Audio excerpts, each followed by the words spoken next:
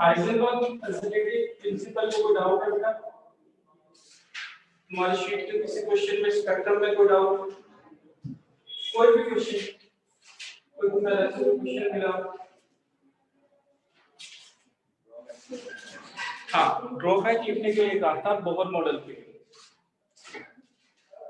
क्या लिखा? हाँ, तो मल्टी इलेक्ट्रॉन सिस्टम को डिस्क्राइब नहीं करता। बोहर मॉडल के ड्रॉबैक में बेटा एक तो याद रखना, Bohr model single electron system के लिए, मल्टी इलेक्ट्रॉन सिस्टम के लिए नहीं है। उसमें इलेक्ट्रॉन इलेक्ट्रॉन की इंटरेक्शन से कोई मतलब लिया नहीं गया, उसमें जो न्यूक्लियस का इलेक्ट्रॉन के साथ इंटरेक्शन पढ़ाया गया। बात क्लियर? सेकंड ड्रॉबैक क्या होता है, याद करो, दो वर्ड याद रखने बेटा, एक तो होता है स्टार्क इफेक्ट,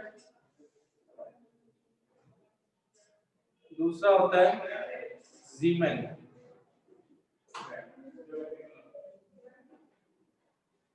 इफेक्ट। नाम सुना है वो कि नहीं? स्टार्क और ज़ीमैन क्या बेटा? स्टार्क इफेक्ट अगर बायोवर्ल्ड में कोई भी हो, इतना ये याद रखना, इससे रिलेटेड बेटा इलेक्ट्रिकल फील्ड, ये इससे मैग्नेटिक फील्ड।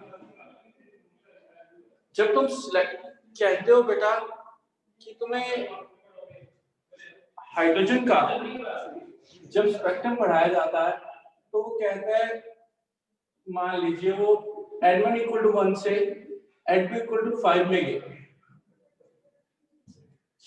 ये तुम्हारे पास 1 और ये क्या होते हैं बेटा?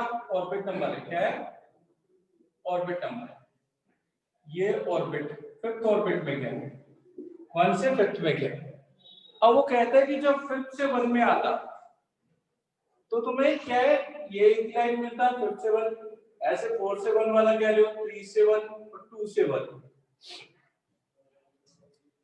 तो इसको तुम पढ़ते हो, इसकी वेवलेंथ भी कैलकुलेट करते हो, हो जाता है तुम्हारे पास स्पेक्ट्रल लाइन। क्या होता है?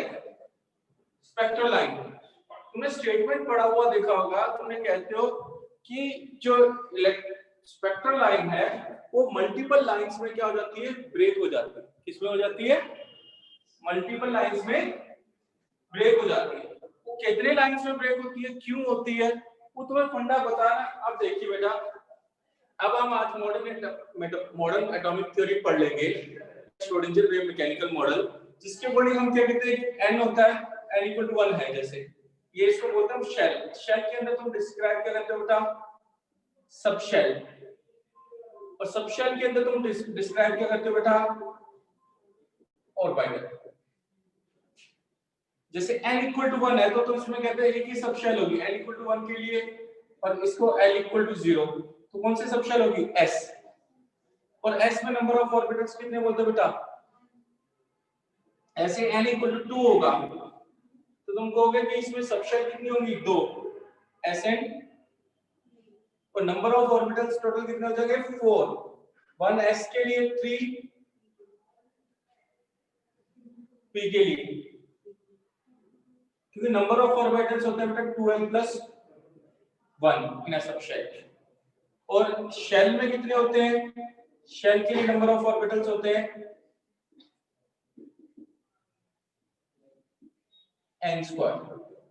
फर्स्ट में 1 ही होता है, सेकंड में 4 हो जाते हैं, थर्ड में कितने होते हैं बेटा? 9।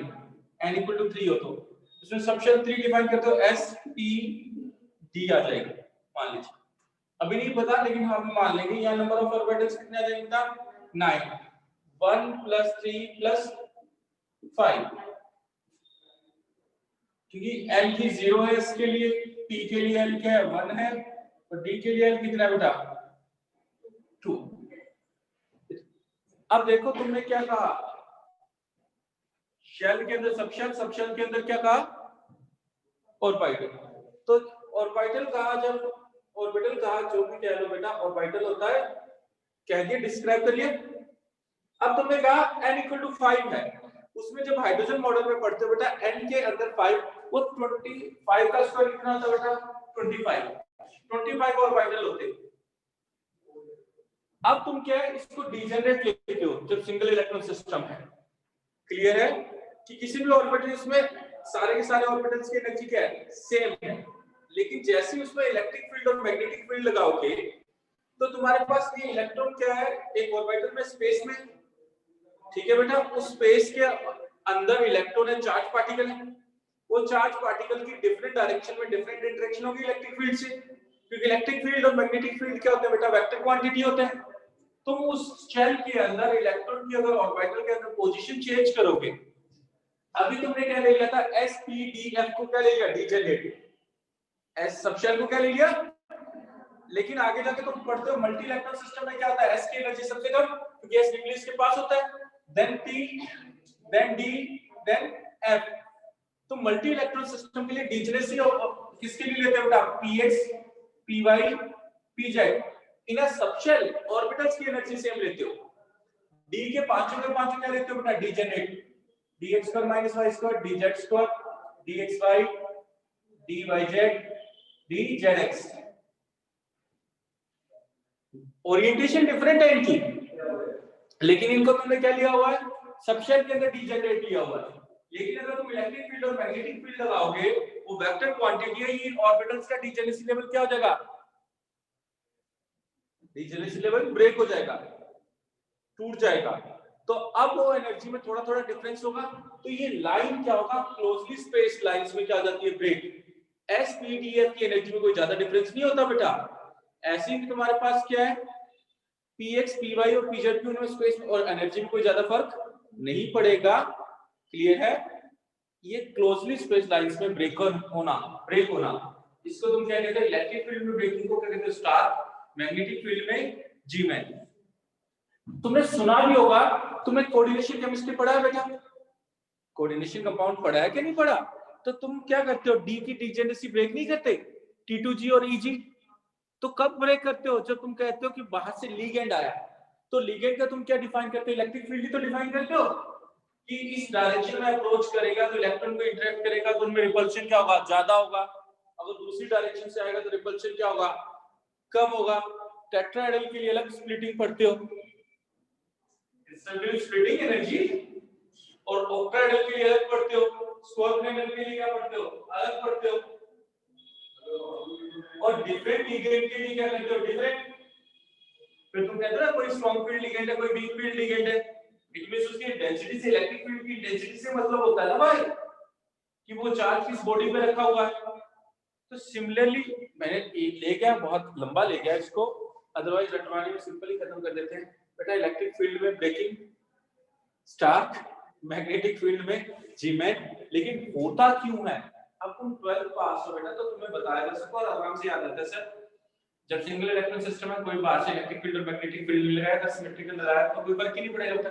सिमेट्री में सबकी एनर्जी वैसी असिमेट्रिकल होना चाहिए, डिफरेंट होना चाहिए, सेम के लिए कोई चेंज नहीं आएगा। लेकिन तुम्हें पता अर्थ का मैग्नेटिक फील्ड तो होता ही है भाई, सिमेट्रिकल लेके चलते हो ना, तो फिर तो एटम तो बिगड़ता रहना चाहिए, बंद हो जाना चाहिए।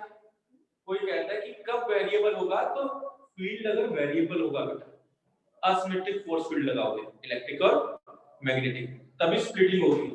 अगर इक्वल शिफ्ट करो तो अर्थ का भी तो है, अर्थ का पता है ना, तो एटम अर्थ पे ही है ना भाई, तुम भी तो अर्थ पे ही हो। तो कई बार रटवाते हैं बालक को तो भाई असिमेट्रिक में फर्क पड़ता सिमेट्रिक में नहीं फर्क पड़ता। भाई कॉमन सेंस में तुमने पूरा मैग्नेटिक फील्ड अर्थ मैग्नेटिज्म तुमने पढ़ा है, फिर तुम्हें कम से कम बचपन में ये तो सिखाया होता है, ये बचपन हम बोलते हैं 9th 10th को बेटा, वो मैग्नेट वाला जो वो कहता है साउथ और नॉर्थ पोल मैग्नेट की उसी डायरेक्शन में रहती है, वही किसी भी डायरेक्शन में जाके तो मैग्नेट बैठता नहीं है साउथ और नॉर्थ पोल, हवा में लटकाने वाला एक्सपेरिमेंट भाई, तो उससे याद हो जाए बच्चे को। अब किसी से भी याद हो जाए ना याद हो सीधा ये याद रख लेना इलेक्ट्रिक फील्ड में splitting, charge effect, magnetic field में स्प्लिटिंग, जीमैन इफेक्ट, बोहर क्या कर पाया दोनों को समझा नहीं पाया, यही ड्रॉबैक है। और last and final multi electron system और उसका स्पेक्ट्रम। जब मल्टी इलेक्ट्रॉन सिस्टम को ही नहीं डिस्क्राइब किया बेटा तो उसके स्पेक्ट्रम को क्या डिस्कस करेगा, बात क्लियर है? तो बोहर मॉडल हमारा पूरा हो गया, उसके ड्रॉबैक्स वो साथ ही साथ पहले लिखवा देने चाहिए थे, लेकिन मैंने आगे की थ्योरी का कंसेप्ट बता दिया था बेटा। कौन सी थ्योरी पढ़ी है हमने? आज पढ़ना बेटा ऑर्बिटल के लिए। अब देखिए बेटा, इसमें मेरे पास दो ऑप्शन है तुम्हें करवाने के। एक तो जो मेरे यहाँ जो स्टैंडर्ड अप्रोच कहते हैं हम, बहुत ही सिंपल सा रहता है उसमें कि भाई अगर इंजीनियरिंग का एडवांस का बच्चा होता है तो उसको ये थोड़ा सा मैथमेटिकल चलता है, अगर बायो और जेई मेन का और बोर्ड का है तो उसमें ये चलता है कि बेटा जो फैक्ट बेस है कि कुछ पॉइंट्स हमें क्या करना है, मेमोराइज। ये थ्योरी कंप्लीटली प्रैक्टिकल अप्रोच है, ठीक है। इसमें तुम्हें एक क्वेश्चन दिया होगा, उसका डिफरेंशिएशन करते हैं, उसमें एनर्जी की वैल्यू पुट करते हैं, उसके स्पेसिफिक आंसर आते हैं। लेकिन हमारे पास क्या वो कोर्स में नहीं है, अगर जेई मेन और मेडिकल वालों की बात करो। इसमें हमारे पास सिंपल क्या है, तुम्हें सिर्फ यही समझाता है कि होता क्या है। ये पॉइंट लिख लो, पॉइंट वाइज पॉइंट, 4-5 पॉइंट जो जिसमें न्यूमेरिकल क्वेश्चन जो एनसीईआरटी में ही दिया होगा वही करवाऊंगा।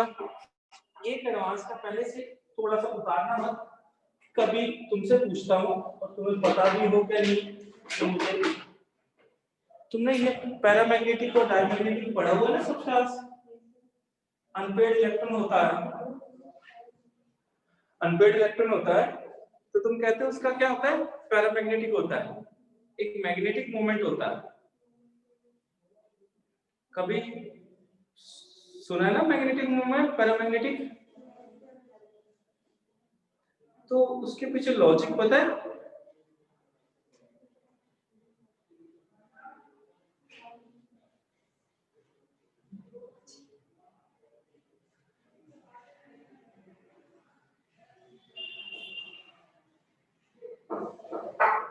प्रोबेबिलिटी डेंसिटी ये सब कुछ नहीं, बड़े बड़े क्वांटम नंबर से आ जाएंगे सीधा ही।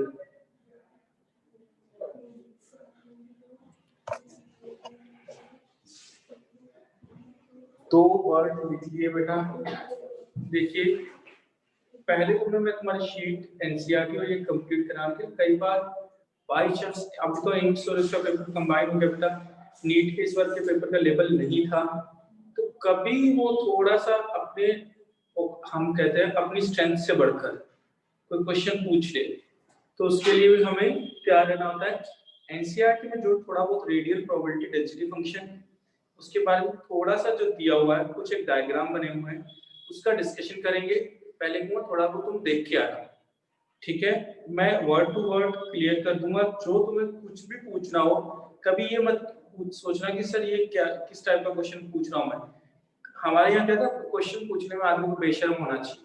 मेरा क्या जाता है भाई, मैं तो अपना पूछ ले, सामने वाले को आंसर देना, अगर ठीक है सही होगा तो आंसर दे देंगे, नहीं होगा तो एग्जिस्ट नहीं करता तो नहीं देंगे भाई। तो कम से कम मेरे डाउट, हमारे यहाँ अगर कहा जाए, हम जब पढ़ाते थे या एडवांस के लिए पढ़ाते थे तो उसमें कहते हैं तुम क्वेश्चन बना के लाओ फाइल, मैं तो जो ऑलरेडी बने हुए हैं वो दिखा दूंगा। अब तुम इतने ब्रेन हो, डिफरेंट ब्रेन हो, तो डिफरेंट क्वेरी आएगी ना यार। मैं आऊंगा तो मेरे पास जो क्वेश्चन है वो मेरे को वही दिखता है कि जिस टाइप का पेपर में क्वेश्चन आया भाई, या ये मैं अपनी ट्यून पे तुम्हें नचाना चाहूंगा। जब बच्चा अपने टीचर को अपनी स्ट्रेंथ पे खिलाता है तब मजा आता है, क्योंकि तब हमें मुझे भी सीखने को कुछ मिलता है। अभी तुम्हारे पास जैसे तुमने पढ़ा होगा एक स्टेटमेंट ना, कभी ये काम आ जाता है, पहले उसका डिस्क्राइब करने के बाद सीधा हम स्ट्रोडिंगर वेव मैकेनिकल इक्वेशन को लिख देंगे, सेकंड ऑर्डर का डिफरेंशियल फंक्शन है। तुम्हें इलेक्ट्रॉन का उसने बताया होगा बेटा, एक मैग्नेटिक मोमेंट रहता है, क्या रहता है, मैग्नेटिक मोमेंट रहता है। तुमने पढ़ा भी होगा, एक वैल्यू लिखी होगी √n × n+2 bm बोहर मैग्नेटोड, और वन बोहर मैग्नेटोड को तुम कहते हैं 9.27 × 10⁻⁴ एम्पीयर मीटर स्क्वायर, या इसकी यूनिट 1 एम्पीयर मीटर स्क्वायर बेटा याद हो, जूल पर टेस्ला।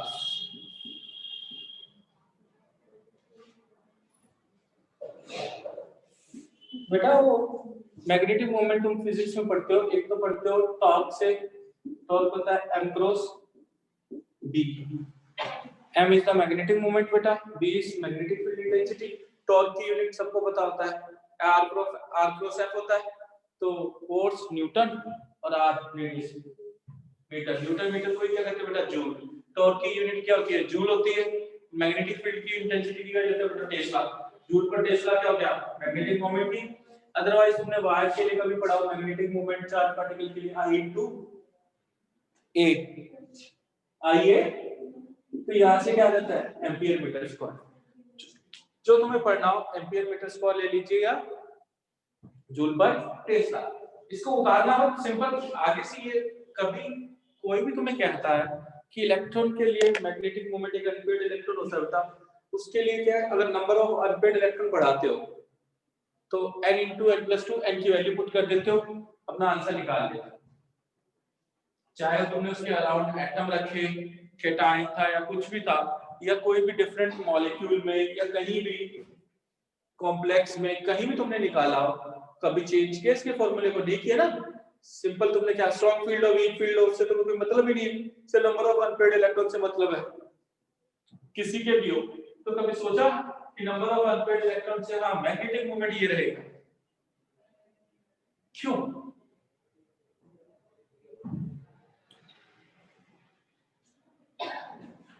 बताइए।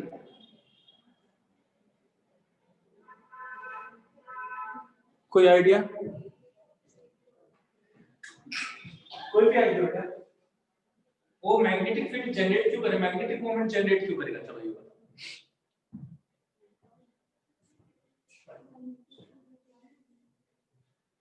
बेटा बोला करो ना।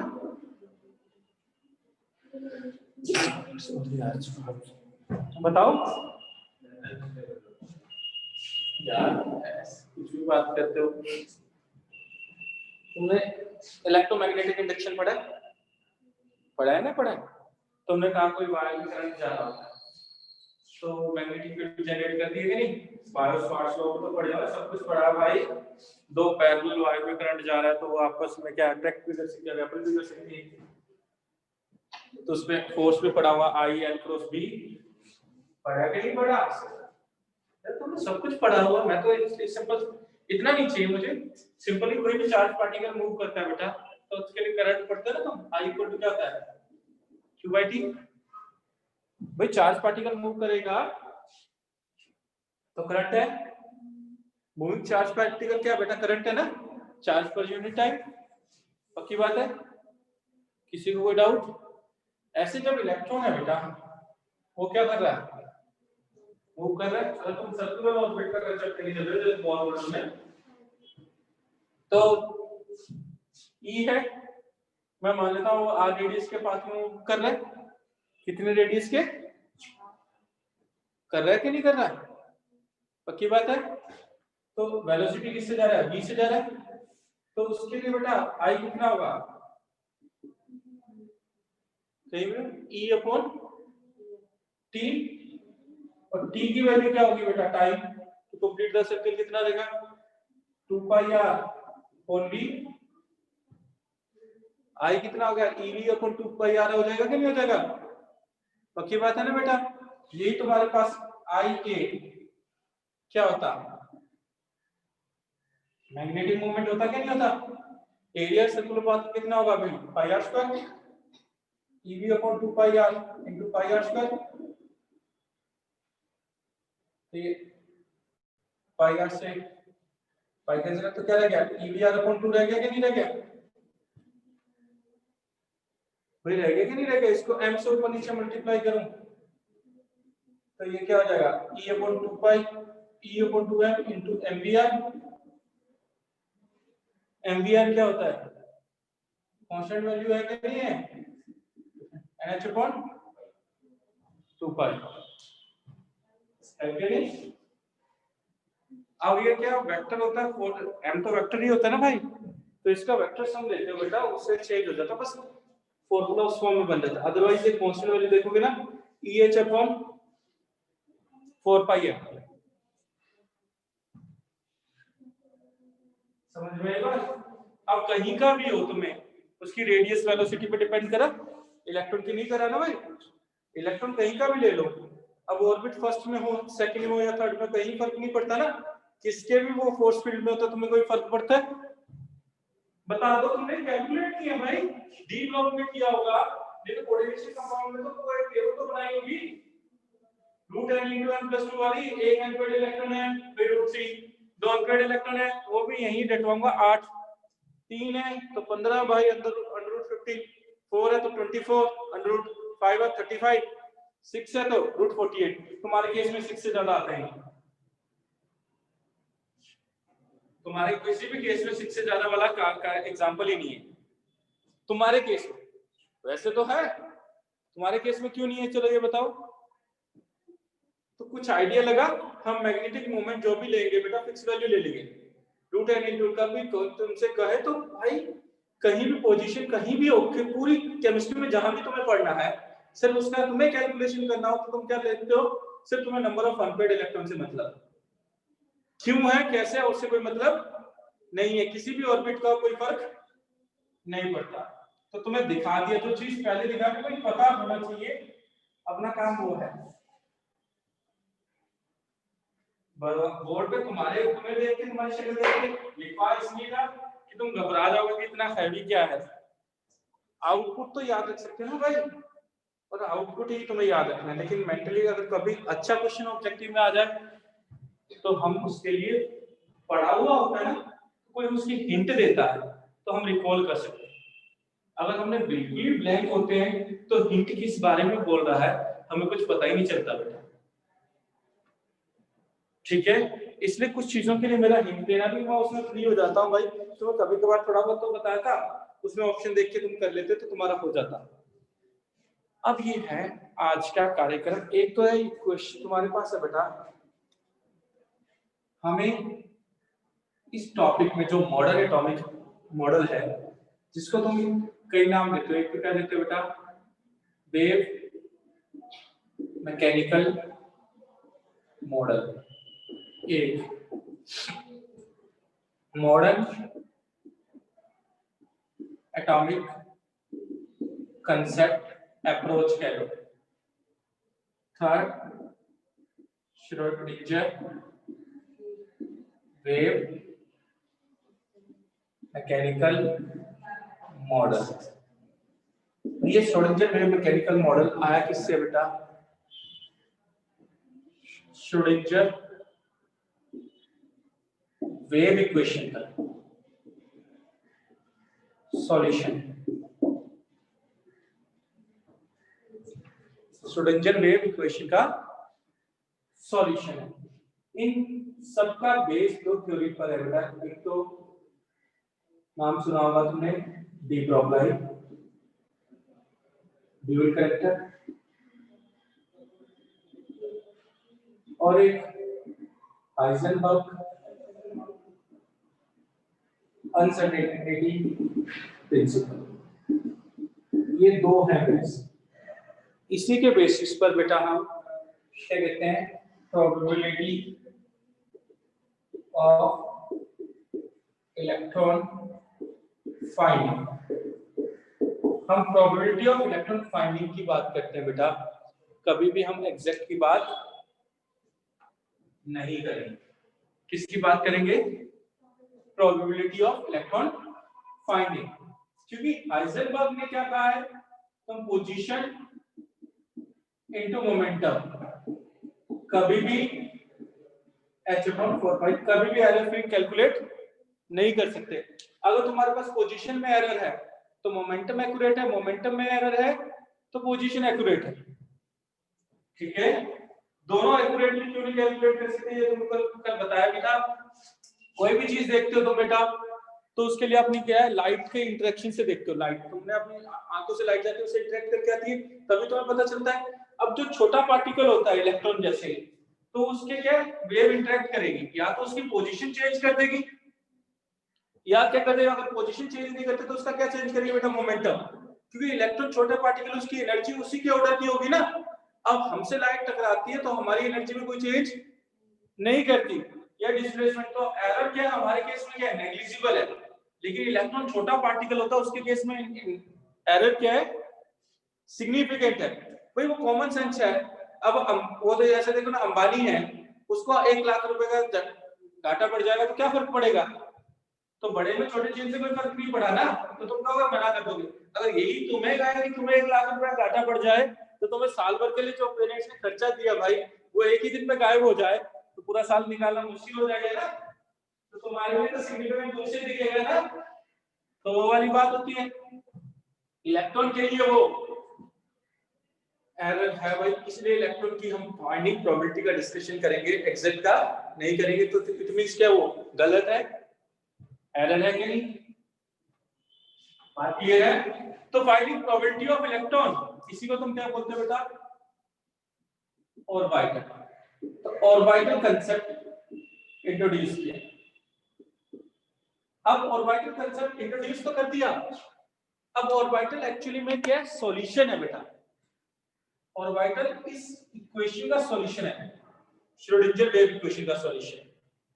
तो मैं याद हो श्रोडिंगर वेव इक्वेशन क्या लिखा होता है बेटा, delta square upon delta x square plus delta square upon delta y square plus delta square upon delta z square into क्या कर लोगे बेटा,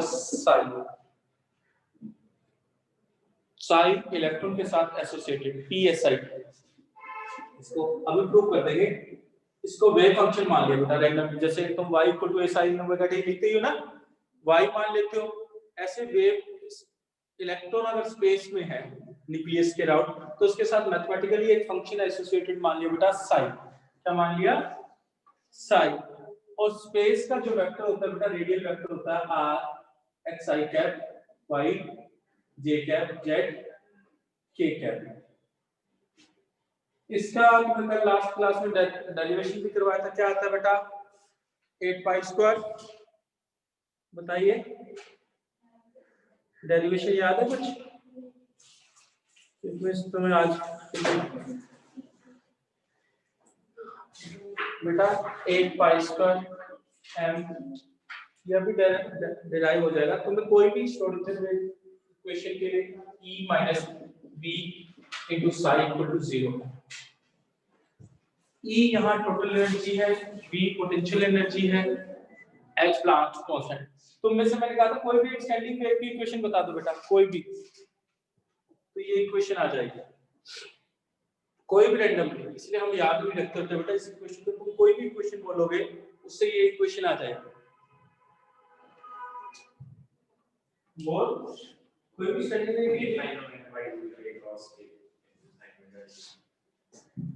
बेटा, ये उतारना पहले, ये श्रोडिंगर वेव इक्वेशन का डेरिवेशन एक दिखाएंगे। साई लिखना बस वेव फंक्शन है,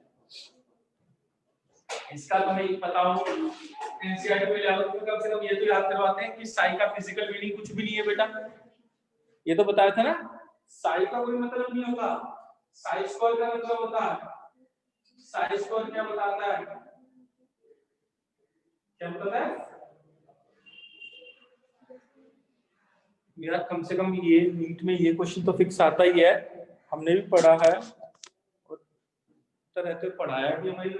कम से कम ये तो बता दें कि साई का फिजिकल मीनिंग नहीं होता, साई स्क्वायर का फिजिकल मीनिंग होता ये प्रोबेबिलिटी बता दें, इसकी वैल्यू डायरेक्टली 0 to 1।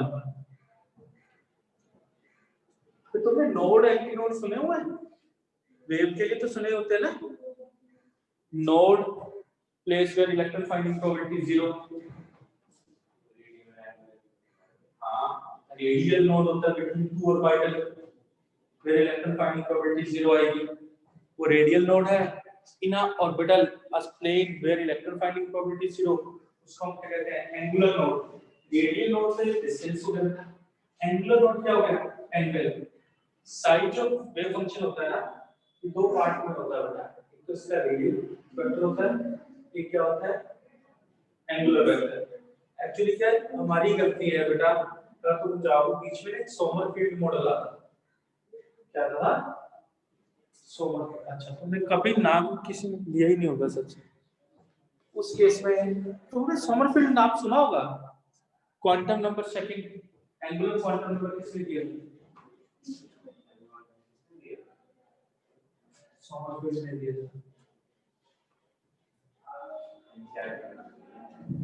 दिया है बेटा।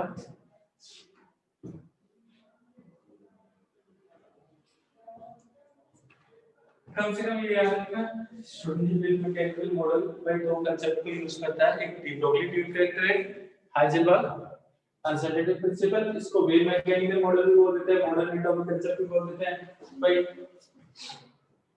श्रोडिंगर वेव इक्वेशन भी बोल देते हैं, कुछ भी बोल देते हैं, बोलते ही करते हैं बस, और कुछ नहीं करते इसमें। अपने पास है बना, इसमें नाम से हो जाता है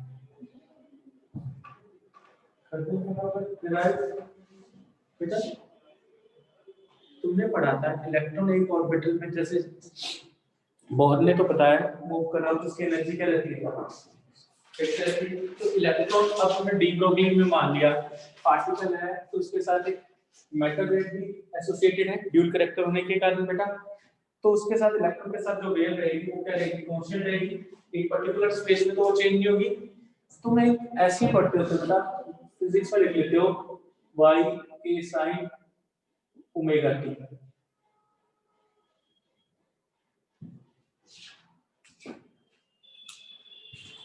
plus k x direction displacement vector से लेगा ना, टाइम वेक्टर से लेगा, y equal to sin omega t plus k x लिखा हुआ है ना बेटा। फिर वेव का सुपर इंपोजिशन तुम जो कर लेते हो वो कोई दिक्कत नहीं है, पॉजिटिव नेगेटिव इंटरफेरेंस इंटेंसिटी वगैरह कैलकुलेट करने में किया हुआ।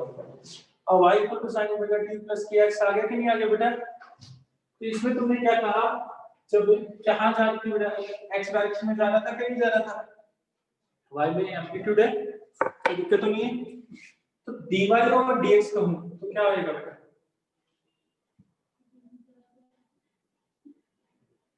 साइन का डिफरेंशिएशन क्या था बेटा, cos, कोई दिक्कत तो नहीं है, a कांस्टेंट है, कांस्टेंट वाली है a sin a k cos omega t plus kx omega t। अब t के रिस्पेक्ट में, टाइम के रिस्पेक्ट में डिस्प्लेसमेंट वेक्टर की फॉर्म में पढ़ रहा हूं डिस्टेंस, तो kx का डिफरेंशिएशन क्या होगा बेटा, k आएगा, और k को तुम वेव नंबर बोलते हो 2 pi by lambda, k wave number याद है कि नहीं याद भाई, फिजिक्स में इतना तो पढ़ा हुआ है, सिस्टम में आया होगा कि नहीं आया होगा बेटा। y equal to a sin omega t plus kx standing wave की इक्वेशन लिया बेटा, dy ओवर dx क्या, sin का क्या होता है cos, और kx का डिफरेंशिएशन क्या होगा, उतारना मत बेटा, इसकी जरूरत नहीं है, कोई भी तुम रैंडमली कोई भी इक्वेशन मान के करोगे ना, स्टैंडिंग वेव कोई भी मान के करोगे तो आंसर आ जाएगा, जो अभी चलेंगे ना वो आ जाएगा। मैं इसलिए खुद नहीं लिखना चाहता था इक्वेशन, जो तुम्हारा मन करे वो मान लो, हमें तो आंसर से मतलब कि ये सारी, उसमें कोई ऐसा थोड़ी है कि इलेक्ट्रॉन के साथ तुम्हें बताया है कि ये एनर्जी है, इलेक्ट्रॉन के साथ वेव मारते हो थोड़ी डिफरेंट एटम के लिए तो डिफरेंट हो जाती, फिर अलग अलग के लिए तुझसे अलग अलग मानना पड़ता, तो इक्वेशन पागल हो जाता, तो उसने वो उसने पागल बनते जाता, कोई भी एक स्टैंडिंग वेव है, इलेक्ट्रॉन की एनर्जी कांस्टेंट है बेटा पर्टिकुलर फील्ड में ना, ये हो गया। अगर इसका सेकंड डेरिवेटिव करोगे dy ओवर dx स्क्वायर, करो डिफरेंशिएशन बेटा, इसका क्या आएगा, a के तो कांस्टेंट रहेगा, cos का डिफरेंशिएशन क्या होता है माइनस साइन, कोई दिक्कत नहीं, minus sine omega t plus kx, वापस kx का क्या आएगा k, तुम देखो minus k square a into sine omega t plus kx, ये क्या तुम्हारे पास बेटा, वापस क्या हो गया, इनिशियली जो स्टडी वेव इक्वेशन लिया था वही था, कोई दिक्कत नहीं, तो क्या है minus k square y d two y over dx। पहले यहां तक कोई दिक्कत है तो पूछ लीजिए, हो गया आंसर तुम्हारा, minus d two y over dx का क्या है बेटा, माइनस के स्क्वायर वाई, तुमने ये फंक्शन y माना था, तो अब यहाँ y की जगह बेटा केमिस्ट्री में तुम क्या मानते हो, साइन, क्लियर है। पहले ये लिख लीजिए d2y और dx square equal to minus k square y आया, तो k की वैल्यू क्या होती है 2 पाई बाय लैम्डा, तो d2y और dx स्क्वायर इक्वल टू क्या आ गया बेटा minus 4 pi square y upon lambda square, तो लैम्डा इक्वल टू क्या होता है अभी डी ब्रोगली पढ़ के गए बेटा, डी ब्रोगली में क्या होता है, लैम्डा इक्वल टू क्या होता है h upon p, p is momentum, तो माइनस 4 पाई स्क्वायर h स्क्वायर, p स्क्वायर ऊपर चला गया बेटा साइड, देखिए सिमिलरिटी आ जाएगी अभी। और p स्क्वायर फिजिक्स में पढ़ा हुआ मोमेंटम का इक्वल टू क्या था 2m ke kinetic energy, ke equal to क्या होता है बेटा हाफ mv स्क्वायर, ठीक है। तो p स्क्वायर इक्वल टू क्या होता है 2m ke, कितना होता है 2m ke, और ये वैल्यू यहां पुट कर देता हूं तो minus 8 pi square m ke kinetic energy बेटा और s स्क्वायर बार। अब काइनेटिक एनर्जी हमेशा क्या होती है बेटा, total energy minus potential energy. तो तुम कहोगे कि काइनेटिक एनर्जी की फॉर्म में क्यों नहीं दिया बेटा, वो तो कहते हैं इलेक्ट्रॉन की वेलोसिटी में काइनेटिक एनर्जी को डिस्क्राइब करना मुश्किल होता कि काइनेटिक एनर्जी किससे आई है इलेक्ट्रॉन के पास, लेकिन इलेक्ट्रॉन एक चार्ज पार्टिकल के फोर्स फील्ड में है कि नहीं न्यूक्लियस के, तो उसके पास पोटेंशियल एनर्जी तो होगी, क्या होगा पोटेंशियल एनर्जी होगा कि नहीं होगा, और उस सिस्टम का क्या होगा टोटल एनर्जी होगा, टोटल माइनस पोटेंशियल कर दूंगा तो मेरे पास क्या आ जाएगा काइनेटिक एनर्जी आ जाएगा कि नहीं आ जाएगा।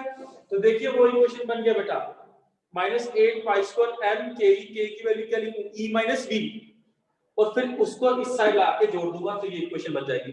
अब यहाँ ये क्या है, y को किससे रिप्लेस कर दिया बेटा साई से, कोई भी साई एक वेव फंक्शन माना है, ठीक है। और x को हमने रिप्लेस किससे कर दिया x y z radial vector से, स्पेस में r equal to x i cap y j cap और z k कैप। अगर तुम मैथ्स के स्टूडेंट हो तो तुम्हें पढ़ाया जाता है बेटा बाय पार्ट डिफरेंशिएशन होता।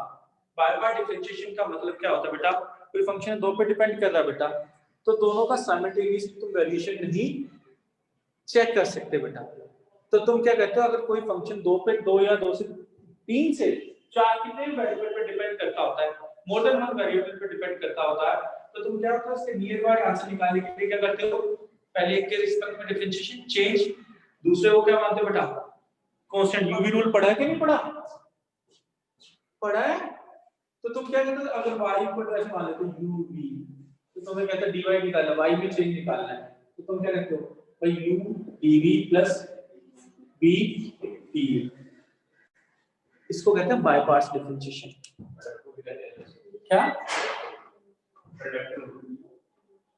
मैं तुम्हारे प्रोडक्ट रूल बोल देते हैं, वो इसका बाय पार्ट्स इसलिए मतलब यूवी रूल है याद करवाने के लिए, कभी ये समझा हम दोनों के साथ वेरिएशन कैंसिल आउट कर दिए। अब वो मैथ्स का है तो लोगों को पता होना चाहिए भाई हमारे कोर्स में फर्स्ट डिग्री का डिफरेंशिएशन, हम दो फंक्शन का साइमल्टेनियसली वेरिएशन कभी चेक नहीं करते, क्यों, क्योंकि हमारे लिए वो लिमिटेशन है। मैथमेटिकली क्या होगा बेटा निकाल पाना तुम्हारे लेवल के लिए मुश्किल है, जैसे जैसे हम क्या हाई डिग्री का डिफरेंशिएशन पढ़ रहे हैं तो हमारी चीजों की एक्यूरेसी बढ़ती जाएगी। अभी क्या हम एक्यूरेसी से बहुत दूर होते हैं, हम क्या कहते हैं कि अगर कोई वैल्यू है तीन डिफरेंट फंक्शन पे डिपेंड करती है, तो हम क्या करते हैं जब एक के रिस्पेक्ट में चेंज करना होता है बाकी दो को कांस्टेंट, कभी हमने ये नहीं पढ़ा कि इसके चेंज से इन दो पे फैक्टर पे क्या फर्क पड़ता है, वो वाले फैक्टर को तुम क्या करके चलते हो कंसीडर नहीं करते। यही तुम्हारी थ्योरीज में भी है, कोई भी थ्योरी पढ़ लो उसी के लिए तो मैथ्स है भाई, कोई फादर ऑफ साइंस क्या फिजिक्स है, mother of all sciences chemistry है, maths is just a tool, maths कुछ भी नहीं है। मैथ्स को कभी भी किसी मैथमेटिशियन ने नहीं दिया, जो हाई लेवल का मैथमेटिक्स है कभी भी मैथमेटिशियन ने बनाया नहीं है, उसको किसने बनाया है, या तो फिजिशियन ने बनाया है या केमिस्ट ने बनाया है, और थर्ड थोड़ा बचा कुछ है वो किसने डॉक्टर ने बनाया है भाई, अदरवाइज तो क्या रिटेल वाले दुकान में परचून वाले को उसका नंबर सिस्टम से तो मतलब होता है, जोड़ गुणा उसको ये थोड़ी होता है इसको चेंज किया तो इससे क्या फर्क पड़ेगा, कभी वो सोचता ही नहीं है ना, तुम ही सोचते हो। तो उसने न्यूटन ने बनाया था भाई डिफरेंशिएशन। तो अब ये है कि तुमने ये पढ़ लिया बस, ये इक्वेशन आई कैसे बेटा इसी इक्वेशन का फॉर्म है। तो हम अब y को साई मानना है तो तुम्हें इससे क्या दिक्कत है भाई, x x की जगह तुमने वेव के x डायरेक्शन में मोशन के कारण क्यों ले रहे हो बेटा? स्पेस में लेना है तो किससे रिप्लेस कर दिया? r से। और तुम्हें बाय पार्ट डिफरेंशिएशन करना भाई, x में जब मैं स्टडी कर रहा हूं y और z से क्या है? इंडिपेंडेंट। जब मैं y में चेंज कर रहा हूं तो, और z में पढ़ रहा हूं तो बस। जैसे अगर तुम इसको प्रोडक्ट रूल कहते हो भाई, जब y में चेंज चेक करना है u के रिस्पेक्ट में, तो u के साथ मैं u के साथ चेक करूंगा, v वाले को क्या मानूंगा? कांस्टेंट। v में चेंज, अब v के रिस्पेक्ट में चेंज चेक करना चाह रहा तो u को क्या मानना पड़ेगा? तुम्हारे पास du इंटू ये वाला फैक्टर रिमूव कर दिया, d ऑफ uv,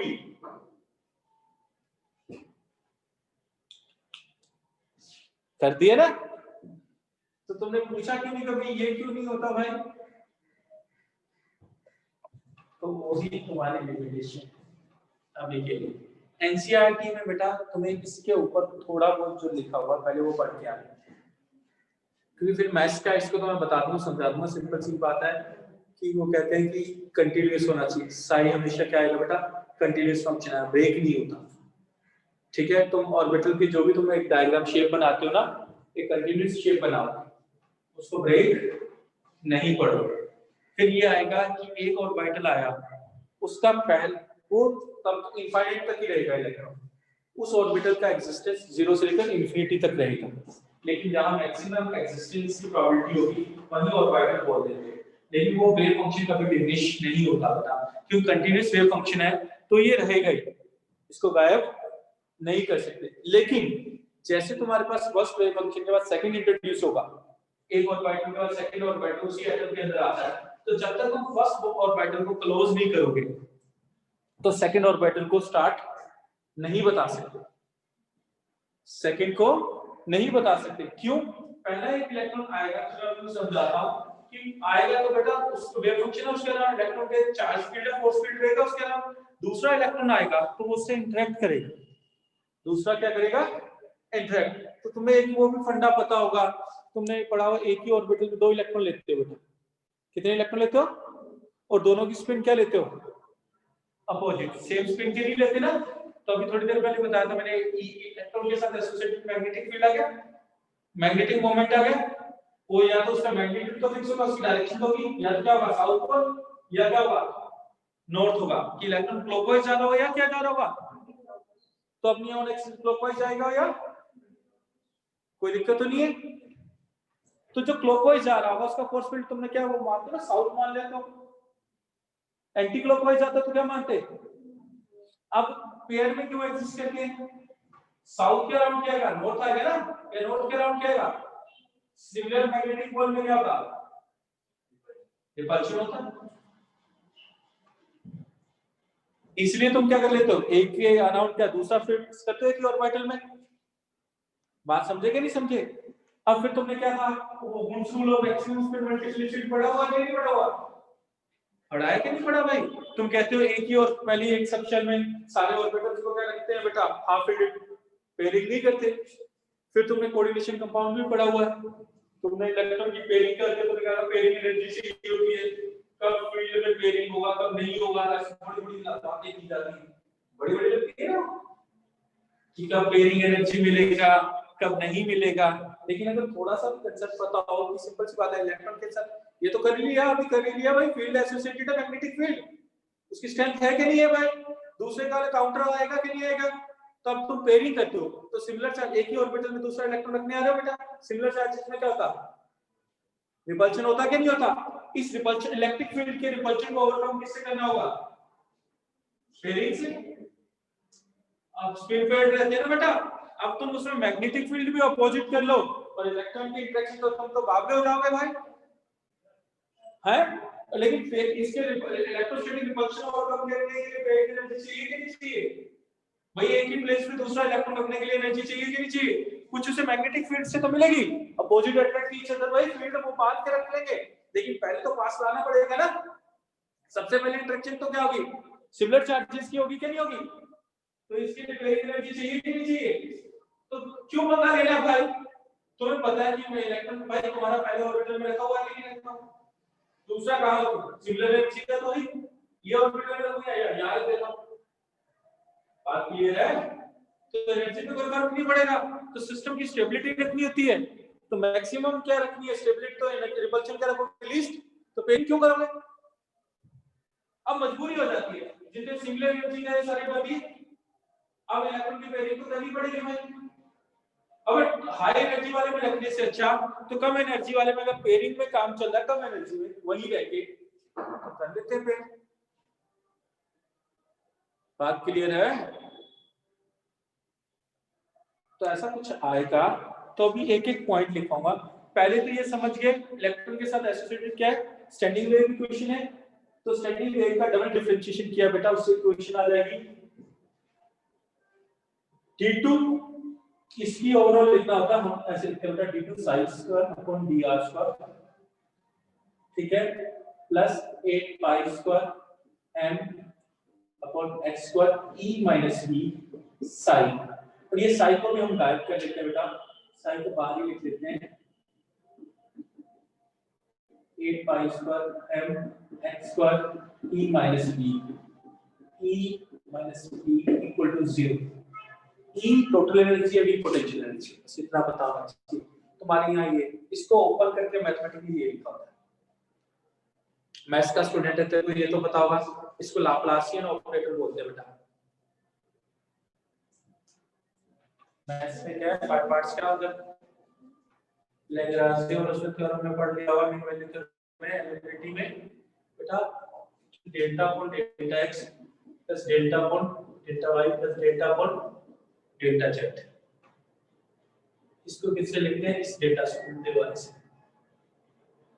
इसको लाप्लासियन ऑपरेटर बोलते हैं, लैप्लासियन ऑपरेटर। मैथ्स एनसीईआरटी में शायद दिया होगा, नाम लिखा होता है, नहीं भी लिखा हो तो हम इससे क्या है कि डेल्टा का भी डोनेशन आ जाए। मैथ्स वालों के लिए रेगुलरली आता है, बार बार में से पूछ ये होता है क्या आता है। फिजिक्स में ये तुम्हारे पास आया होगा बेटा, जहां तुम्हें फोर्स से पोटेंशियल एनर्जी निकालना है, minus D you by D R, D by delta by delta और डी बाई डी आर ये लिखते हैं। क्यों? क्योंकि बाय पास डिफरेंशिएशन बेटा एक्सेप्ट नहीं है ना। बाय पास मतलब एक्स के साथ देखो तो वाई और जेड को, वाई के साथ देखो तो जेड और एक्स को, तो z के साथ देना x और y को।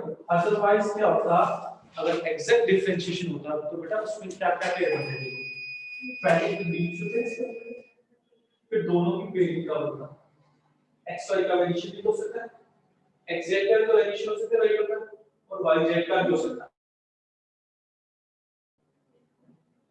क्लियर है? फिर तीनों एक साथ वेरी कर सकते हैं, x y z पॉसिबिलिटी तो होती ना।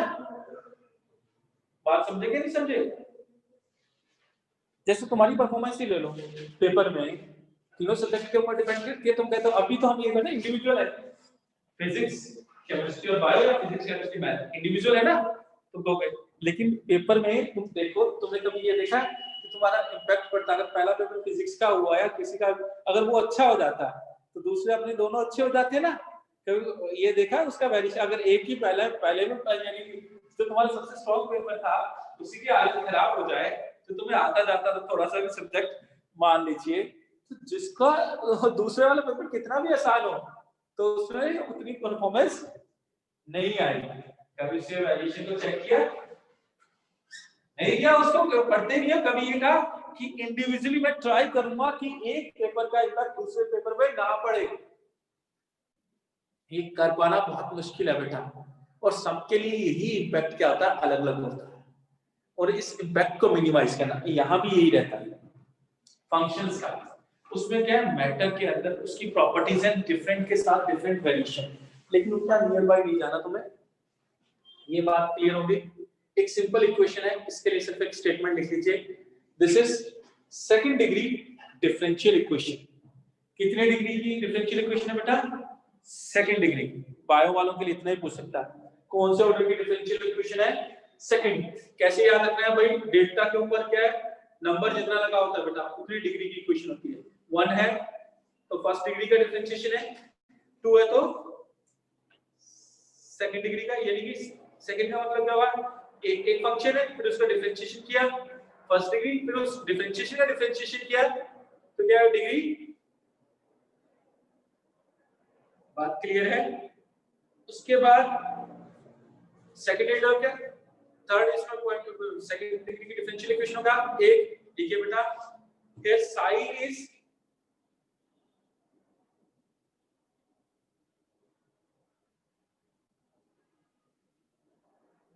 wave function. It can have values positive and negative. इसकी पॉजिटिव नेगेटिव दोनों वैल्यू हो सकती है बेटा। बात क्लियर है? It is described in the form of coordinates x, y, z. x, y, z पता है ना बेटा? कोऑर्डिनेट्स ही बोलते हो। तो it is described in the form of coordinates x, y, z. It is psi does not have any physical significance. psi का physically कोई मतलब नहीं होता। ये लाइन बड़ी बड़ी लिख लेना बेटा, बहुत बार करेक्ट इनकरेक्ट स्टेटमेंट में आती है कि psi क्या है। psi का कोई फिजिकल मीन नहीं है। क्योंकि psi क्या होता है बेटा, पॉजिटिव और नेगेटिव दोनों हो सकता है। अब आ जाइए psi में किसका मीनिंग होता है, सुनना होता है यार ना, psi स्क्वायर मोर physical meaning represent probability.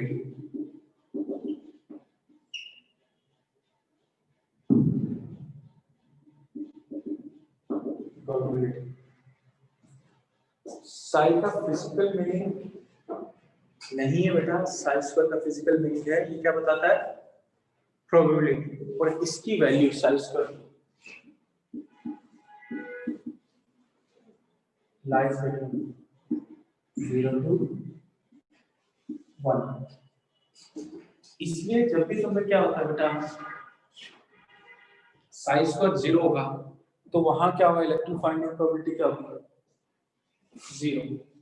तो वहां क्या आ जाता है, नोड आता है। क्या आता है, तुम्हें क्या इंजीनियरिंग इसके यहाँ तो जेईई में क्वेश्चन आया होगा बेटा, तुम्हारे यहाँ बहुत पहले अगर देखो 2010 या 11 का, तो उसमें एम्स के पेपर में आया हुआ है। psi स्क्वायर का जहां वैल्यू 0 होगी तो वहां क्या होगा बेटा, इलेक्ट्रॉन एग्जिस्ट नहीं करेगा जहां इसकी मैक्सिमम वैल्यू, और तुम्हारे केस में बुक्स में एनसीईआरटी में लिखा होता है 0.95 है। कितनी है बेटा, 0.95 तक होती है, 0.9 से 0.95। तो तुम क्या मान लेते हो, 0.92 0.95 और बात। अब 0 के लिए क्या मानते हो बेटा, नोड। क्या मानते हो, node. Node is the space where electron finding probability क्या होती है।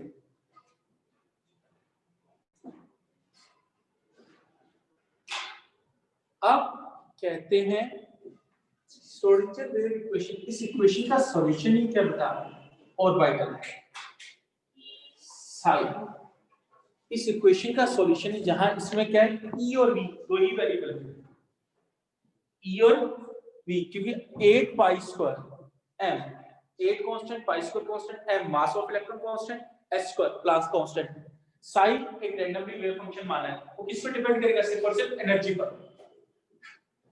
तो बाकी सब तो कांस्टेंट ही, वेरिएशन तो और कुछ है ही नहीं। तो एनर्जी का उसमें कहता है psi जो वेव फंक्शन आता है इसका सॉल्यूशन वो बताता है n, l और ml, 3 क्वांटम नंबर्स।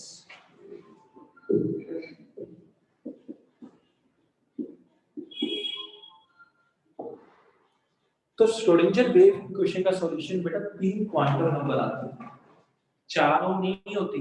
ये तुम्हारे कोर्स में कितने क्वांटम नंबर पढ़ते बेटा, 4। क्वांटम नंबर क्या है वो भी बताऊंगा। क्वांटम नंबर क्या है, तुम quantum number mathematical numbers use करते हो बेटा नोटेशन के लिए to represent electron in an atom. Atom के अंदर इलेक्ट्रॉन को बताने के लिए तुम क्वांटम नंबर का मैथमेटिकल नंबर है वो सिस्टम यूज करते हो। इलेक्ट्रॉन की पोजीशन और सब कुछ बताने के लिए।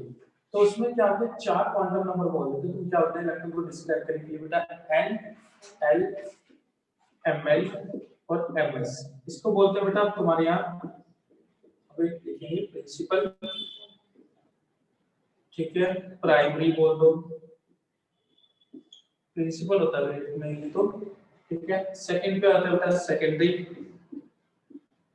या एंगुलर, या इसका एक और नाम होता है बेटा अजीमुथल क्वांटम। ml होता है बेटा, इसका एक ही नाम होता है मैग्नेटिक क्वांटम नंबर, और इसका होता है बेटा spin quantum number, magnetic spin quantum number. तो बेटा ये तीनों इस इक्वेशन से आते हैं, श्रोडिंगर वेव इक्वेशन साई से डिनोट, साई वेव फंक्शन है उससे डिनोट होते हैं तीनों, क्योंकि ऑर्बिटल का कांसेप्ट उसी से आता है। लेकिन जो स्पिन क्वांटम नंबर है ना, इलेक्ट्रॉन की स्पिन, या तो तुम क्या लेते हो क्लॉकवाइज या एंटी क्लॉकवाइज, वो श्रोडिंगर वेव इक्वेशन का सॉल्यूशन नहीं है। क्वांटम नंबर सेट डिस्क्राइब करने के लिए 4 पढ़ते हो, लेकिन सॉल्यूशन 3 ही है। ये बार-बार पूछा गया है कितने बार श्रोडिंगर वेव इक्वेशन से आती है, 3 ही आती हैं। अब बच्चे को याद क्यों नहीं रहता ना, तो हम उस श्रोडिंगर वेव इक्वेशन साई को एक लिख के बताइए तो बेटा, एडवांस में हम बताते हैं, उसको डिस्क्राइब भी करते हैं, ठीक है, मेंस में नहीं बताते और मेडिकल में नहीं बताते, क्लियरली मना किया होता है। थोड़ा सा हिंट मैं कह रहा हूं, कुछ चीजों का तब दूंगा जब बहुत ही हाई फाई के लिए चाहिए होता है, नॉर्मल सर्कमस्टेंसेस में तुम्हें कभी नहीं चाहिए होगा, तो उस चीज को छुपा के रखेंगे बेटा, लास्ट में बताएंगे।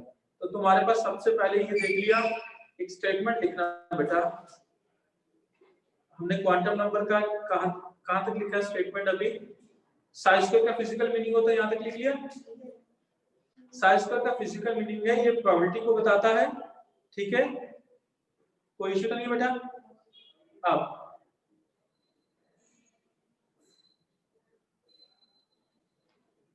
अब कहते हैं the space in which electron finding probability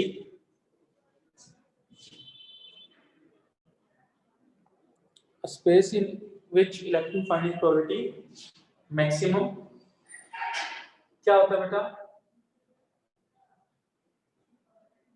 क्या कहते हो, termed as orbital, या उसको कह दो कि हम क्या कहते हैं बेटा, ऑर्बिटल कहते हैं।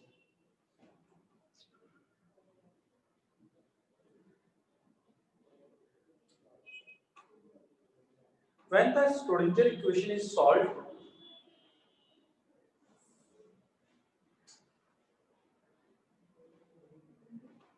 when the Schrodinger equation is solved, बेटा वो पहेली है, वो पहेली को सॉल्व किया किसके लिए, एनर्जी के लिए। तुम एनर्जी की वैल्यू दे दो, ये पहेली सॉल्व हो जाएगी, एनर्जी वेरिएबल रखी तो बस बात खत्म। When equation is solved, ये लिखा है ना बेटा, it provides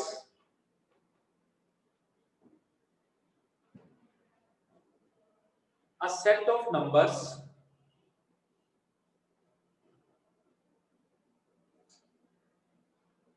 which is called it as quantum number,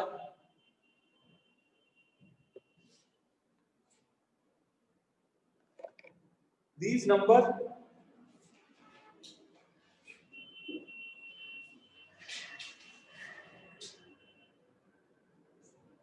जो नंबर लिखा है ना quantum number, these number define, क्या बताते हैं बेटा, क्या बताते हैं तुम्हें इन नंबरों से, क्या पता चलता है बेटा, तुम्हें इलेक्ट्रॉन को बताना है एटम में, तो क्या इलेक्ट्रॉन को बताने में तुम क्या क्या बताते हो इलेक्ट्रॉन के बारे में,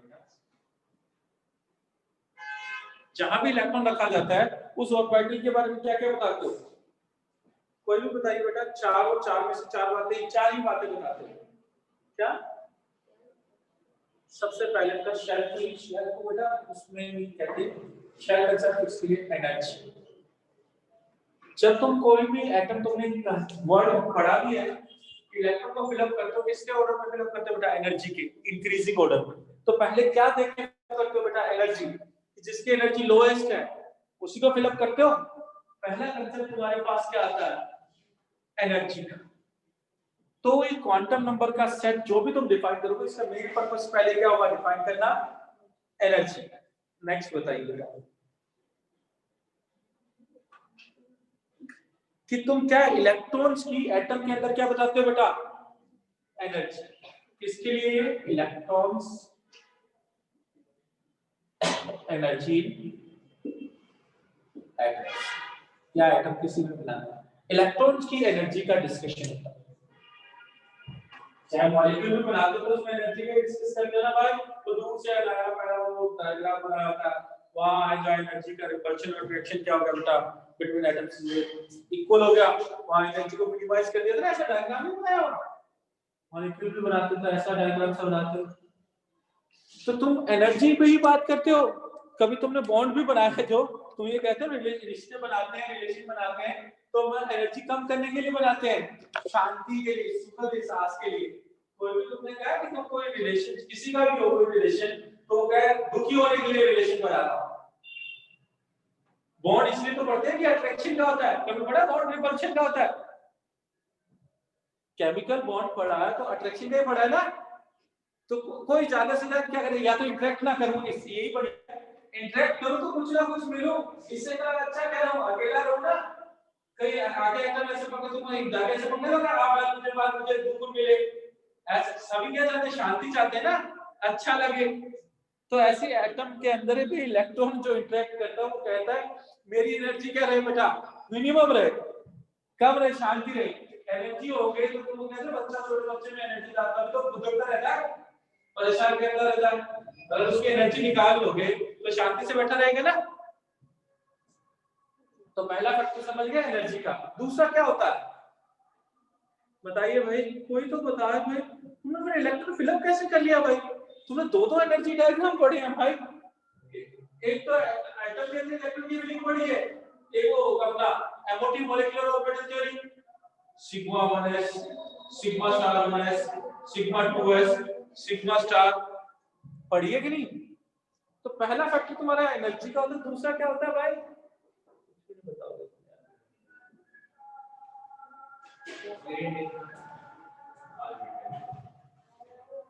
थोड़ा सा पास में पहुंच गया, सही है, पास में पहुंच गया। थोड़ा सा पहला एनर्जी के बाद आता है बेटा शेप। क्या आता है? शेप। तो तीसरा फैक्टर आता है ओरिएंटेशन। वो कहता है एनर्जी भी इंपॉर्टेंट होती है, फिर एनर्जी को तुम बताते हो शेप। एनर्जी के अंदर ही बेटा इसमें शेप के साथ साइज का भी फैक्टर होता है, शेप एंड साइज। क्योंकि शेप से भी एनर्जी का फर्क पड़ेगा बेटा साइज से। कैसे बताता हूँ? तुम्हारे पास ये शेप है, एस के लिए डिफाइन करोगे बेटा, क्या डिफाइन करोगे? स्फेरिकल डिफाइन करोगे। पी के लिए क्या डिफाइन करोगे? डम्बल। डी के लिए क्या डिफाइन करोगे? Double dumbbell. और एफ के लिए क्या डिफाइन करोगे? शेप क्या है? कॉम्प्लेक्स है, लीफ लाइक। ये है शेप तो भी, लेकिन साइज अब 1s है, एक तुम पढ़ोगे 2s है, तो एक 3s है। जैसे जैसे तुम साइज बढ़ाओगे तो एनर्जी क्या होता है? बढ़ता है। तो शेप पे तो डिपेंड करता ही है, एनर्जी किस पे डिपेंड करता है बेटा? साइज पे भी। शेप एंड साइज, जैसे एस पी डी एफ, तो इसमें एनर्जी का ऑर्डर ये होता है, शेप के ऊपर तो ये होगा, ये एस की एनर्जी क्या बेटा? कम है। अब फिर ओरिएंटेशन, स्फीयर की ओरिएंटेशन एक ही होती है बेटा, स्फेरिकल सरफेस, लेकिन डंबल तीन हो सकते हैं, एक्स डायरेक्शन में, वाई डायरेक्शन में और जेड में। तो तुम्हारे पास क्या कहते हैं कि क्वांटम नंबर से तुम्हें जो मिला shape and size, energy and orientation, तो इसमें सिर्फ एक स्टेटमेंट लिखना है इसी के बाद बेटा therefore Schrodinger wave equation solution only 3 quantum number n, l और ml. Schrodinger wave equation solution only 3 quantum number.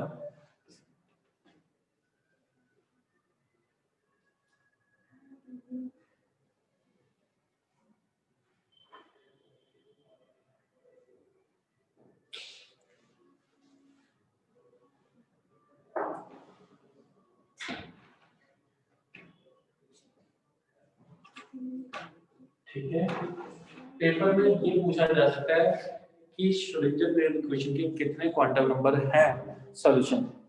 3 quantum number है बेटा, n, l और ml। अब है बेटा क्वांटम नंबर्स, इतना ही हमारे केस में बहुत है श्रोडिंगर वेव इक्वेशन के सॉल्यूशन के लिए लिख पाना।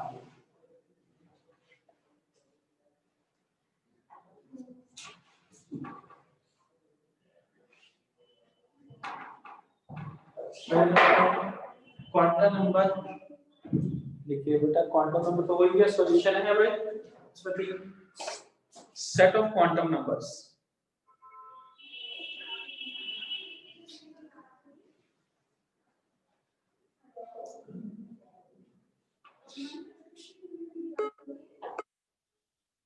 तो बेटा मैं सीधा क्वांटम नंबर्स के ऊपर एक पैराग्राफ नहीं लिख पा रहा, ठीक है, उसका कोई मतलब नहीं है कि क्वांटम नंबर क्या क्या बताती है। वो हमें बताएंगे जो श्रोडिंगर वेव इक्वेशन का सॉल्यूशन है, जो श्रोडिंगर वेव इक्वेशन बताएंगे बेटा, क्वांटम नंबर कम से कम वो तो बताएंगे। जिससे कोई आया बेटा कम से कम उसका आउटपुट वो उतनी इंफॉर्मेशन तो देगा ही देगा।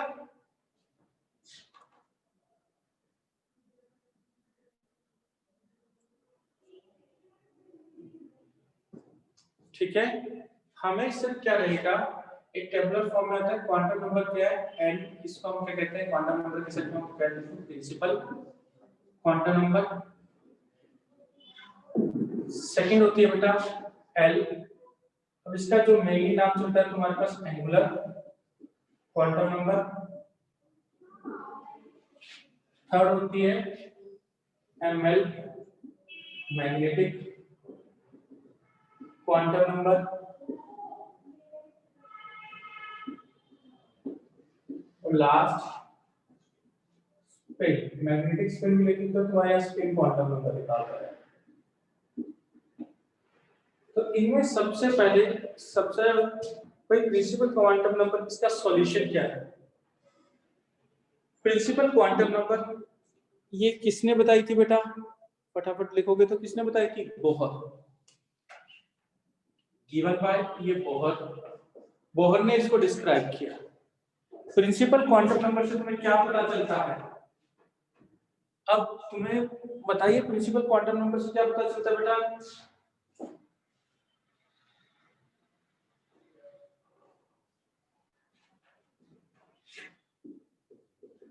Size and energy. भाई बोर मॉडल में आपको question n square orbit number बताता है, तो ऑर्बिट से उसकी एनर्जी का पता चलेगा कि नहीं चलेगा बेटा, साइज का पता चलेगा कि नहीं चलेगा। पर ऑर्बिट के अंदर ही क्या तुम डिफाइन करोगे, सब ऑर्बिट। प्रिंसिपल के अंदर ही क्या होगा, सेकेंडरी होगा क्वांटम नंबर। फिर उसी की तो मेनली ये बताता है साइज एनर्जी। और बताइए बेटा इसकी वैल्यू, एन की वैल्यू बेटा 1 2 3 4 5, ये हमेशा क्या होगी, इंटीजर। और अल्फाबेटिकली n इक्वल टू 1 हो तो बेटा इसको किससे सेट आउट करते हो, याद हो k से। n इक्वल टू 2 हो तो 3, n इक्वल टू 4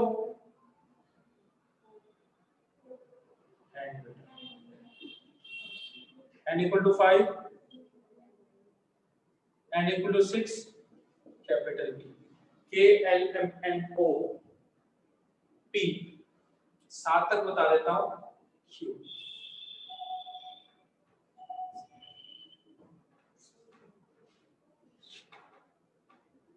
अब यही तुम्हारे पास साइज के बेटा, यही तुम्हें क्या बताता है, n नंबर ऑफ ऑर्बिटल्स कितने होते हैं बेटा n square number of electrons in orbit कितने होते हैं बेटा 2n स्क्वायर फर्स्ट में मैक्सिमम नंबर ऑफ इलेक्ट्रॉन्स का बताता है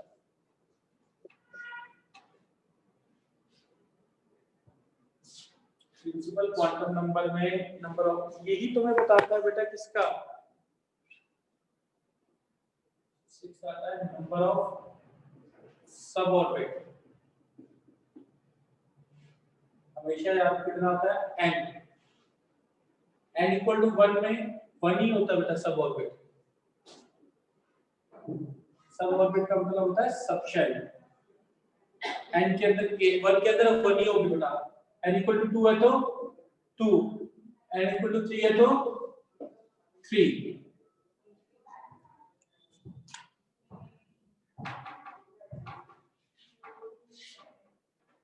क्लियर है पहले में कितने ऑर्बिट सब ऑर्बिट होंगे बेटा a नंबर ऑफ ऑर्बिटल्स आ गए ये तुम्हारे लिए सारा कुछ हो गया काम दूसरा आ जाए इसमें फटाफट सिंगुलर क्वांटम नंबर ये किसने बताया बेटा Sommerfeld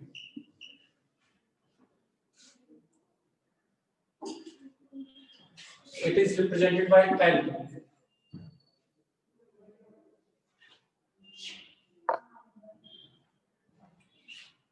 it tells about number of sub orbits n equal to 1 के लिए बेटा L की वैल्यू 0 हम इसको डिनोट कैसे करते हैं s से n equal to 2 के लिए सब ऑर्बिट कितना होता है 0,1 sp n equal to 3 के लिए 3 होंगे बेटा 0 1 2 spd n equal to 4 के लिए l equal to 0 1 2 3 spdf बेटा हमने इसी में बता दिया था तुम्हारे अंदर ऑर्बिट के अंदर सब ऑर्बिट कितने होंगे जितना शेल का नंबर है तो 1 में कितना होगा एक ही होगा ऑर्बिट सब ऑर्बिट कौन सा s 2 में 2 अब उसको नंबर की फॉर्म में अलग अलग सबको शो करना था बेटा क्लियर है ना अब तुम्हारे पास का जब नोटेशन करोगे दोनों को नंबर लिखते तो तुम्हारे में कंफ्यूजन हो जाता इसलिए इसको क्या सब शेल को नंबर से ना लिख के अल्फाबेटिकली लिखते हैं और पहले मैथमेटिकली उसके लिए अल्फाबेट कैपिटल आ सकते थे बेटा इसके लिए क्या है छोटे अल्फाबेट्स आए और छोटे अल्फाबेट्स में बेटा l इक्वल टू 0 के लिए s दिया गया s किससे लिया गया शार्प से किससे लिया गया शार्प वर्ड से p किससे लिया गया प्रिंसिपल से कभी पूछ सकता है मेन वालों में नहीं पूछता बायो वालों में पूछ सकता है कि spdf कहां से लिए गए तो s stands for sharp p stands for principal d stands for diffuse f stands for fundamental कि बायो वाले में ऐसे क्वेश्चन आते हैं बेटा कि इजी तो ये एसपीडीएफ कहां से ले गए और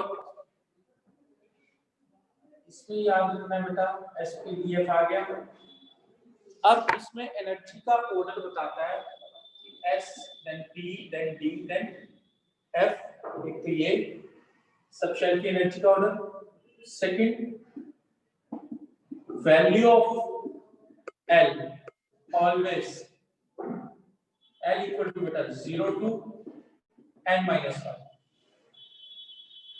सब शेल की वैल्यूज कितनी होती हैं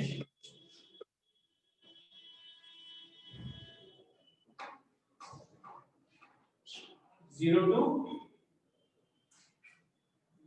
n minus 1 0 to n equal to 1 है तो बेटा सब शेल की वैल्यू कितनी हुई एक ही हुई ना 0 to 0 बताओ n equal to 2 है तो उसमें सब शेल कितनी होगी 2 0, 1 n equal to 3 होगा तो उसमें क्या होगी 0 1 2 बात क्लियर है तो प्रिंसिपल क्या बात सेकेंडरी क्वांटम नंबर किसने दिया था बेटा सोमरफेल्ड ने दिया क्या बताता है सब शेल का बताता है सब शेल के अब ये एक और चीज बताता है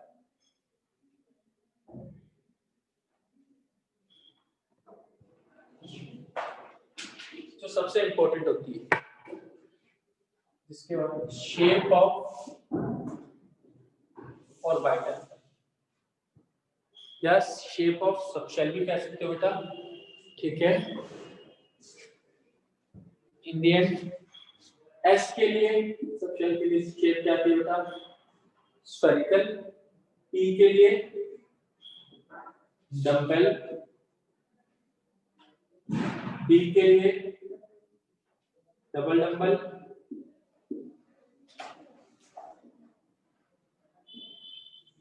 ये सेंट्रोइड न्यूक्लियस बनाना मतलब यहाँ, और एफ के लिए या तो लिखना बेटा वर्ड होता है कॉम्प्लेक्स, नहीं तो लीफ। कॉम्प्लेक्स शेप होती है, ये यहाँ पे क्या है तुम्हारे कोर्स में नहीं, क्यों नहीं है, आपके कंपाउंड नहीं पढ़ने, उनकी बॉन्डिंग नहीं पढ़नी, उनके क्या ओवरलैपिंग होगा वो पढ़ना नहीं है। नहीं तो कह दो एफ भाई हाईली कॉम्प्लेक्स होते हैं, पत्तियों के टाइप होते हैं, पत्तियां लीफ लाइक स्ट्रक्चर होती है बेटा, सुना हुआ है क्या, सुना हुआ है लीफ लाइक, सुना हुआ है क्या, कॉम्प्लेक्स सुना हुआ है, नहीं तो कह रहे हैं लिविड, तो कोर्स में नहीं लिविड, ये तो जेई में भी नहीं पूछता बेटा एडवांस में, इसलिए इसका कोई मतलब ही नहीं है। कॉम्प्लेक्स लीफ लाइक शेप बताता है,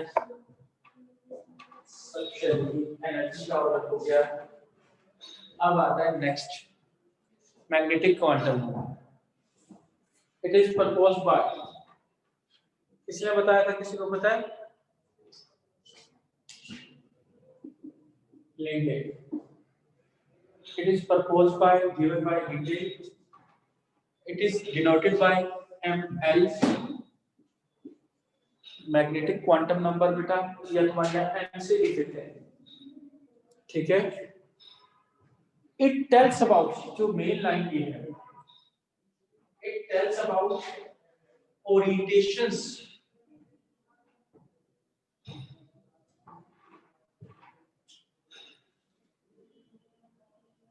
it tells about orientations of subshell. बेटा जो सबशेल की शेप आई है ना, उसके लिए ओरिएंटेशन कौन बताता है, मैग्नेटिक क्वांटम नंबर। ये ओरिएंटेशन बताता है बेटा it's values -L2 + L, -L2 + L की वैल्यूज होती है बेटा 2L + 1।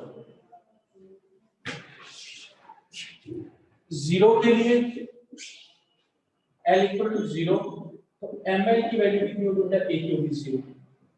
L = 1 के लिए ml की वैल्यू होगी -1 0 + 1। L = 2 के लिए ml की वैल्यू होगी -2 -1 0 + 1 + 2। पांचों की L = 3 के लिए ml की वैल्यू -3 -2 -1 0 + 1 + 2 + 3। तो नंबर ऑफ ओरिएंटेशन पहले लिख चुका हूं बेटा, -L से +L तक नंबर ऑफ स्टेप्स कितने होंगे, नंबर -L होते हैं नंबर बेटा, बीच में 0 हो गया +1 फिर वापस आया, तो टोटल वैल्यूज कितनी होती है 12 + 1। ओरिएंटेशन बेटा कितनी होती है 12 + 1। तो S के लिए कितनी ओरिएंटेशन है बेटा, स्फेरिकल के लिए ओरिएंटेशन कितनी है बेटा, एक ही है, स्फीयर की एक ही ओरिएंटेशन होती है बेटा, ठीक है। फिर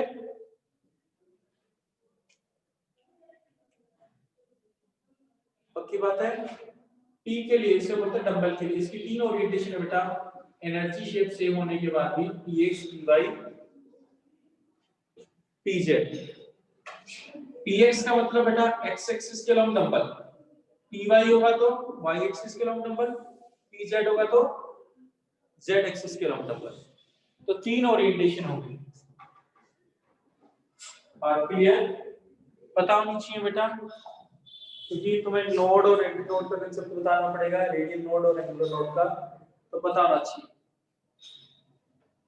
डी के लिए बेटा 5 ओरिएंटेशन है, एक तो है ये dx² - y² x और y एक्सिस के लंब डंबल बेटा,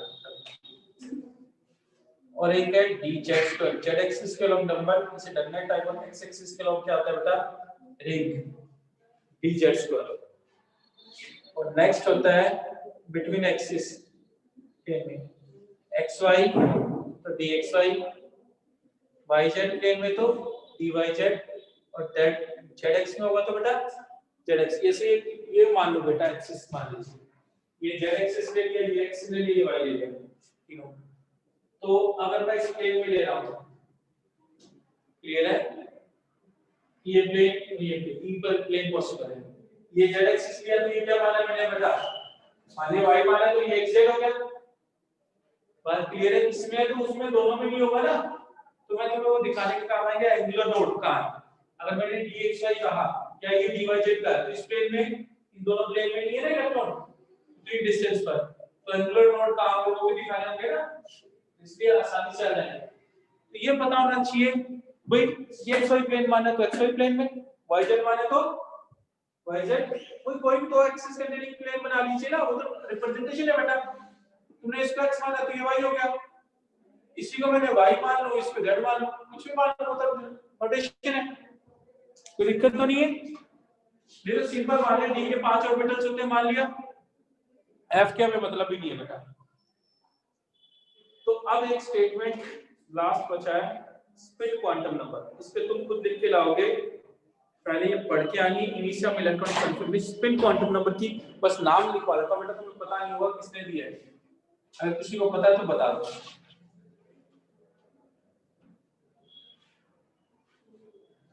बताओ भाई, किसी ने भी नहीं सुना? गोल्डश्मिट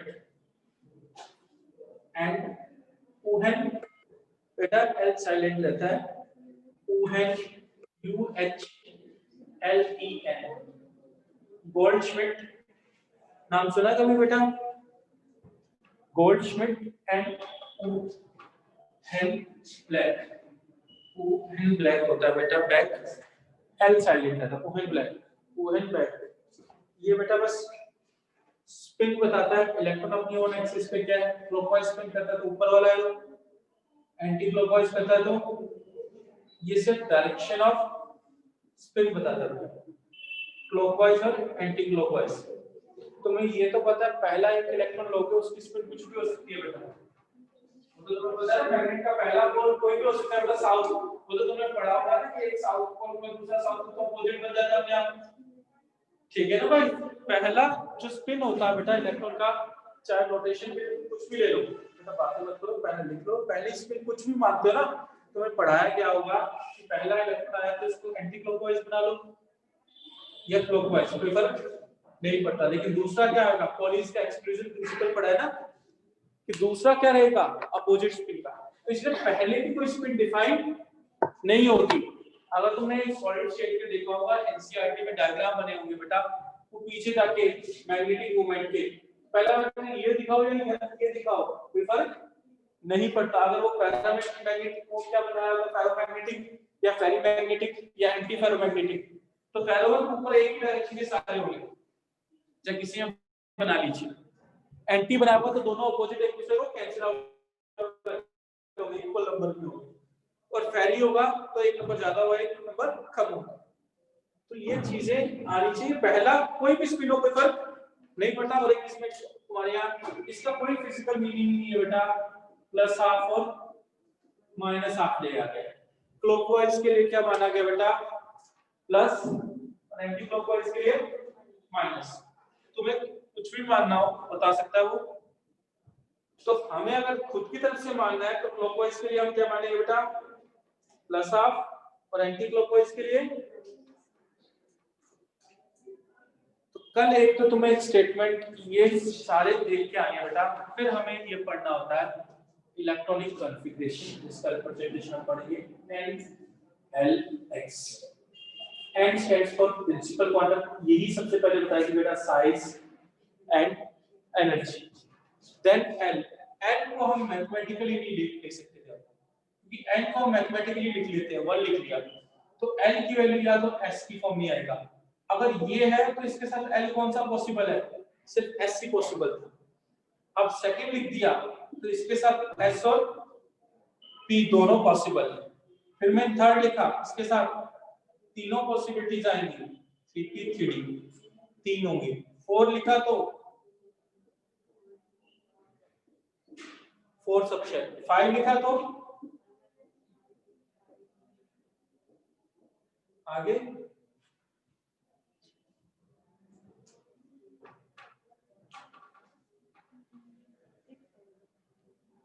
हमारे आते नहीं कि इलेक्ट्रॉन में फिलअप करने की जरूरत नहीं पड़ती बेटा, लेकिन होता है SPDE एंड, ठीक है, SPDE के बाद E एंड G,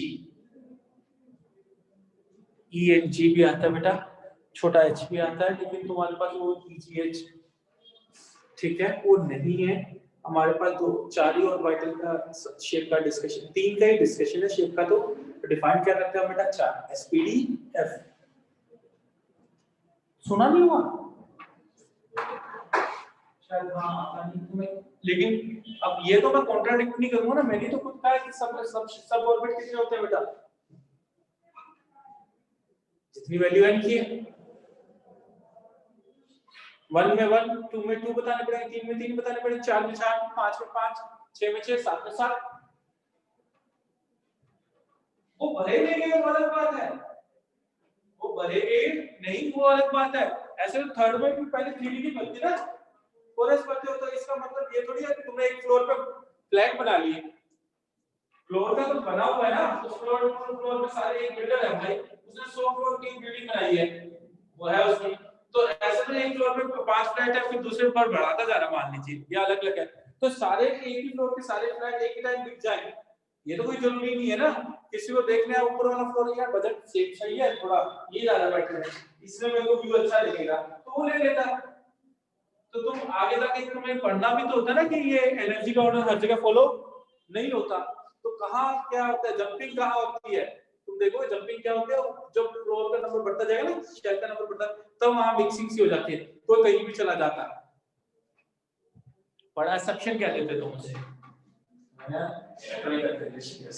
अरे वो एक्सेप्शन नहीं है यार, जैसे तुम ही फ्लैट देखने गए भाई, फर्स्ट फ्लोर के फ्लैट का रेट 50 लाख, सेकंड वाले का 80 लाख, मैंने तो बजट 50 का दिया था, तो 50 में बैठ गए भाई, 80 वाले में गए नहीं।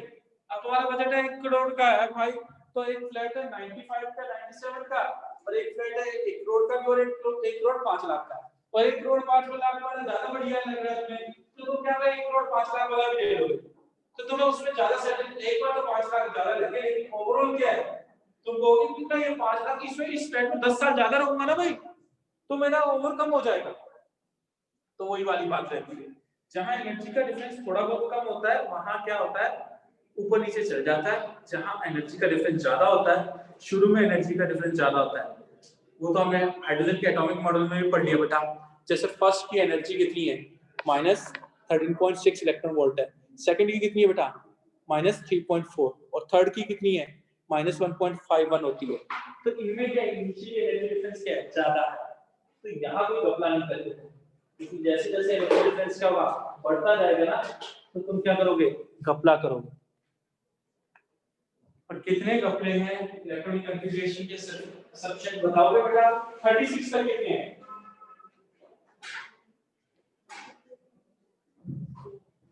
तुम्हारा बताओ बेटा, तुम्हारा नाम क्या बेटा पहले, हाँ तो बताओ, बाहर बेटा तुम बताओ, 36 इलेक्ट्रॉन का कौन सी सेक्शन है, आदित्य,